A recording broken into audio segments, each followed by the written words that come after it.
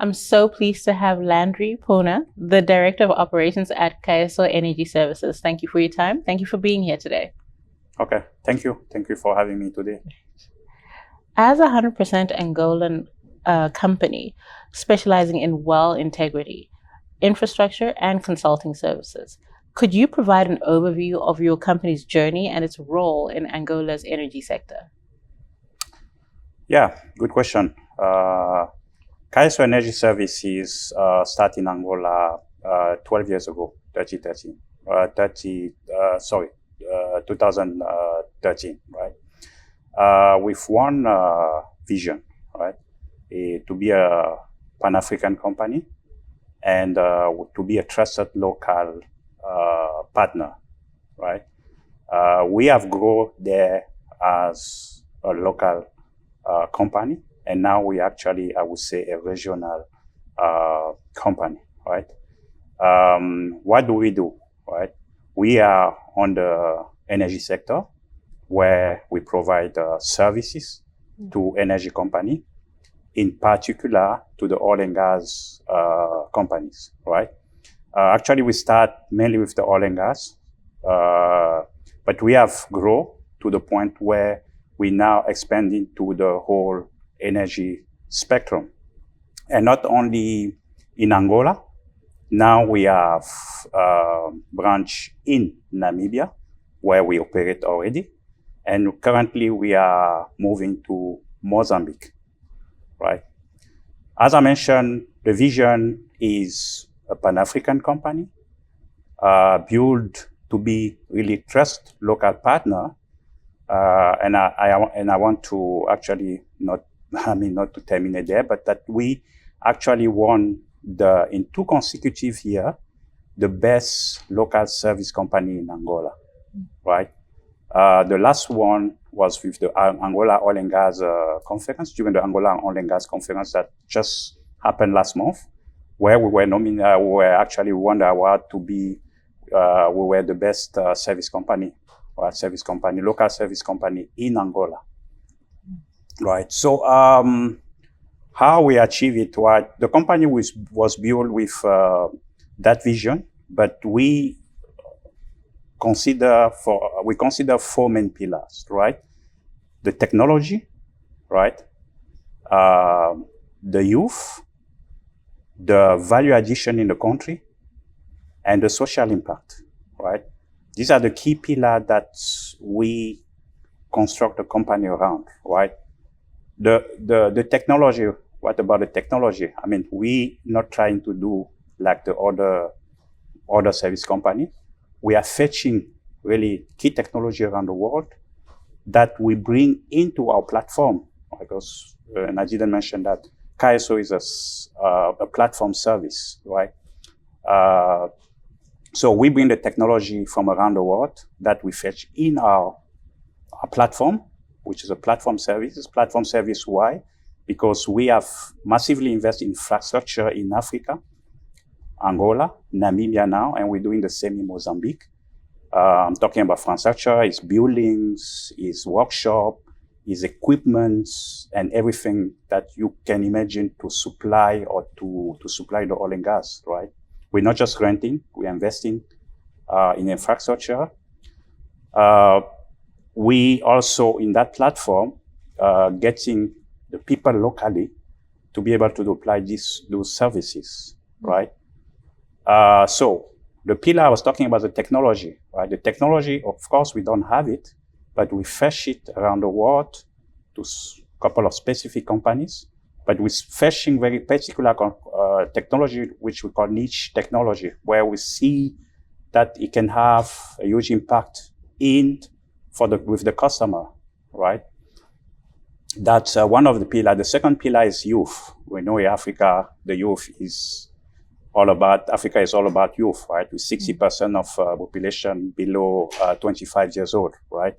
So we have in the company built structure to actually train the youth, right?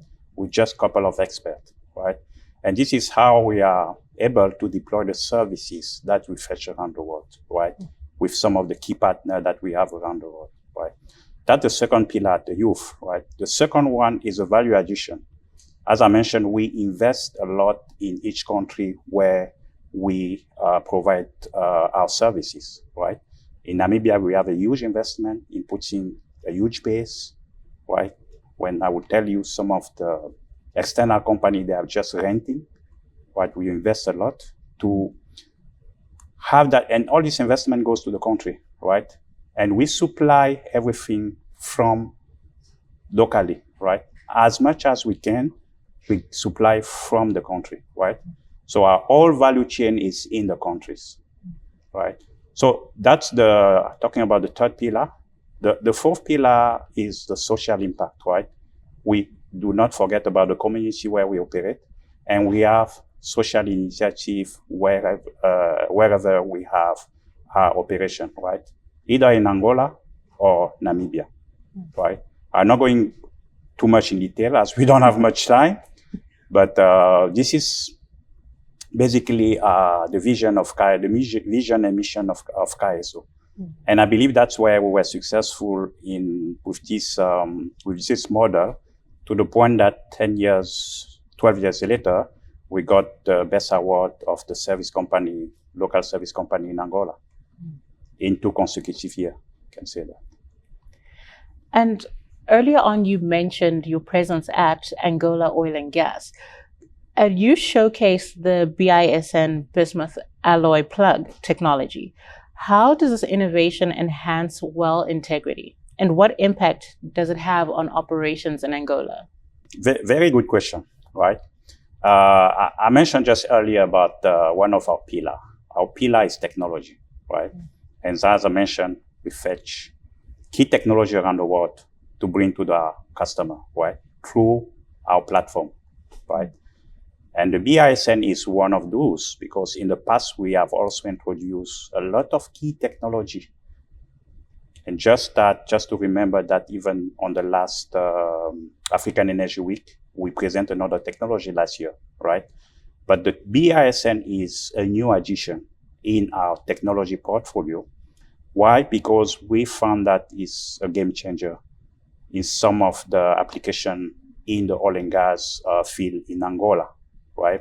I'm going just to take a little bit I'm not going to dive too much in technical details, but the Angola field, the way they construct the well, it becomes very challenging when you want to separate the water production to the oil production.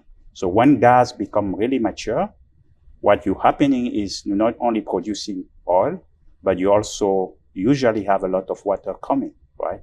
So how do you separate these two fluid in the well, right? Especially in very challenging well construction, which is the case for Angola, right? So this technology in particular was a game changer to be able to do so, right? And we brought it in Angola. We deployed it for one of major operator, and the result was extremely successful, right? And that can be applied for the whole Angola field, because most of the well in Angola will have the same challenge, particularly like the one we put that technology, right? So Angola has put an emphasis on local content policies. How do you ensure compliance while fostering local talent and capabilities within the energy sector? I will say we're not even trying to ensure compliance. I mean, the local content is part of our DNA, right? And we even go beyond of what is a requirement at the state level, right? As I mentioned, we talk about the pillar about youth, right? In Angola, and again, local content is on several dimensions, right? If you take the people dimension, right? We only recruit where we operate, right? In Angola, our workforce is about 190 people, right?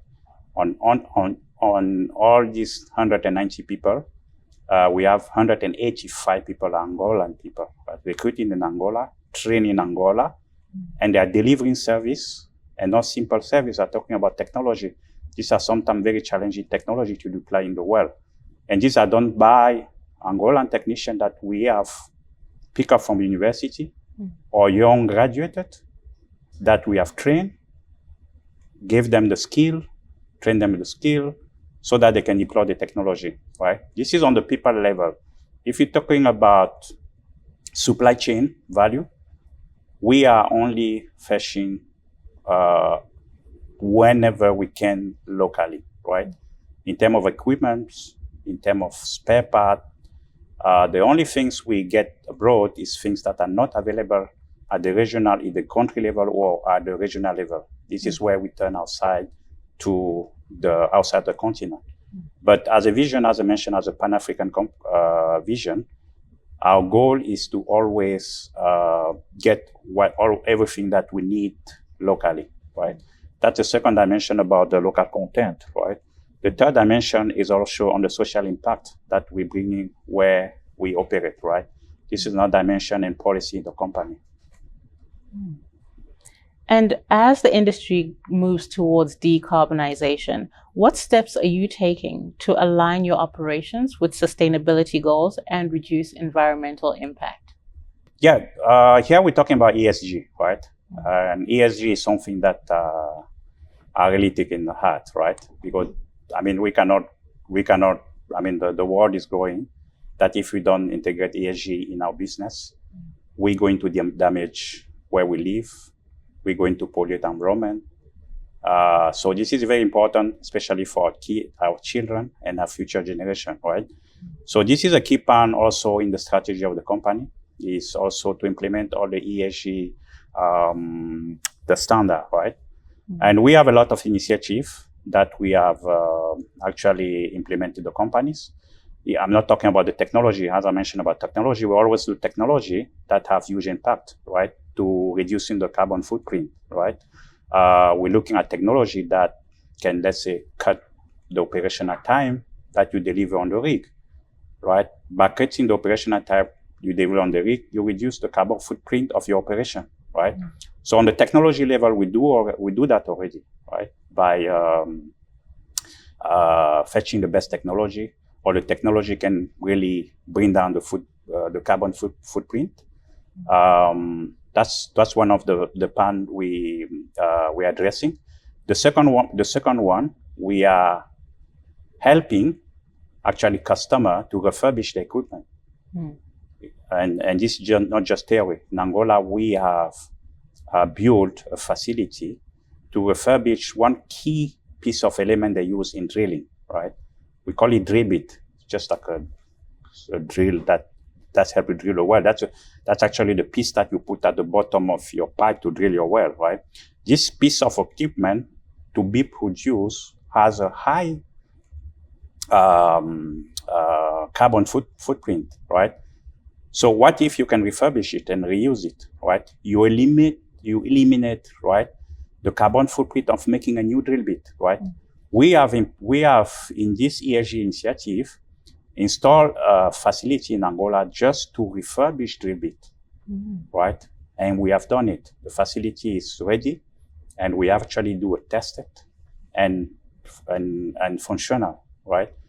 Part of this ESG initiative, right? So that's on the maintenance level, right? Refurbishing of and used equipment. One of the key point also on this, we have just partnership with one of the company that recycle equipment from oil and gas, right? Because what happens usually is when project finish in the oil and gas industry, you have a lot of leftover equipment that in the past sometimes was not reused, right? So this company actually looking around the world, this kind of equipment that can be reused, or some of the equipment that actually have been used but can be reused, right? They refurbish it. So we had a key partner with one of these company to, in fact, be able to bring this equipment back in the production cycle, right? And also, this is part of one of our ESG initiative. right? The third part of the ESG initiative we have is on the social impact, right? Where we educate community, right? And this is also something that we do a lot where we operate. And what are your primary challenges within the energy sector? And how are you positioning yourself to capitalize on emerging opportunities?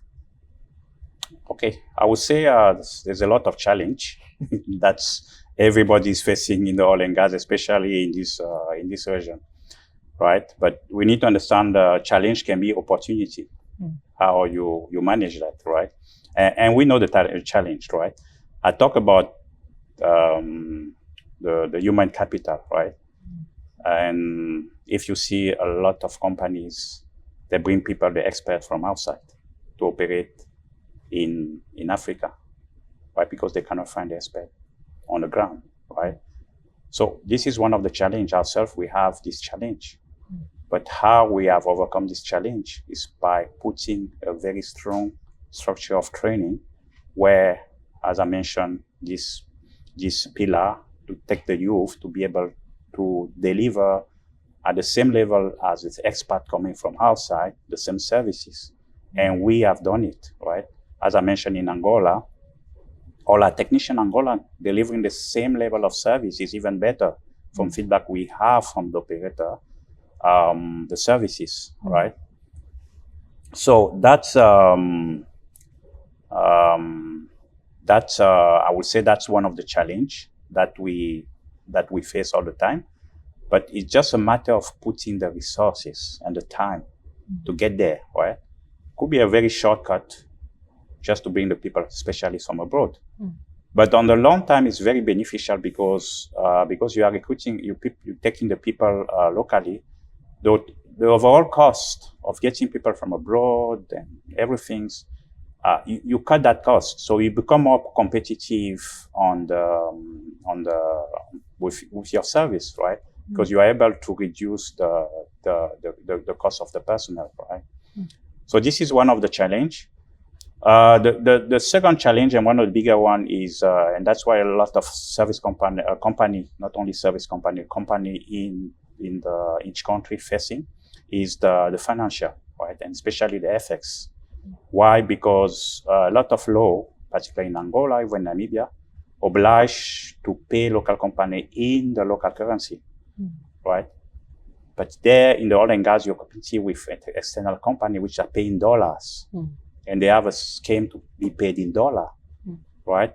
But you are paid in local currency with the fluctuation that you can imagine and the depreciation, right? So if you don't manage that properly, it's easy to get bankrupt, right? Because if you have a service that is deployed at the end of the year, and you are at the beginning of the year and you pay at the end of the year, you already have a 20-30% depreciation before your money gets in your account, right? We have this big challenge, which the other company internationally doesn't face, right? Internally, I mean, I say challenge, if you put the measure in place, we are trying to kind of fight to change the rule, but it's not easy. But so we have to place things in place to kind of mitigate this challenge, is to invoice as soon as possible, get the maximum, the faster we can get paid, and that money you have to secure it with other assets because you cannot live in the bank, otherwise you depreciate, right? Yeah. It's one of the challenges that we face all the time, right? The third challenge, and as I talk about expansion, we're expanding to Namibia, we're expanding to Mozambique. One of the big challenge we saw is crossing the border, right? All the barrier you have crossing border, right? Where we think all this should be, I mean, for the economic benefit of this country and for Africa, we believe the economic barrier need to be reviewed, right? For fostering the exchange, right? In Angola, we have the expertise in the oil and gas. Angola has been deploying 50 years now in the oil and gas sector. Namibia is pretty young. But just to bring equipment across is what we call in France, parcours du combattant, right? Yeah. Which you don't have in Europe. Europe, they understood it, right? You have a European economy where you can cross the border, you go to your village and back and forth, people, equipments. I think we need something like this in the region, right? To really foster the economy, not only on the oil and gas, but on the other sectors, right? I would say these are the key main challenge, but there are plenty of other challenge, right? That, of course, we're trying to put things in place to kind of counter it. It could be an opportunity for us, but a lot of local companies are facing the same issue, right? And if you don't have proper strategy in place, you may not survive because of all these challenges, right? And just my final question, we're here at African Energy Week.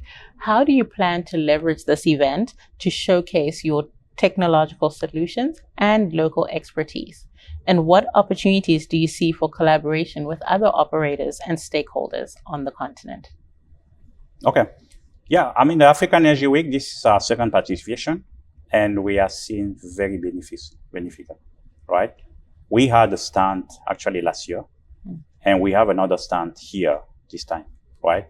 Where we can actually showcase our capabilities, right? And I can tell you with the time we have had tremendous benefits, a lot of interaction, a lot of connection, contact, and even customers that didn't know us, what we're doing even in Angola, right? So I would say one of our key strategy here was to place a stand there to get to know the partner, the customers, and for them to know us as well, right?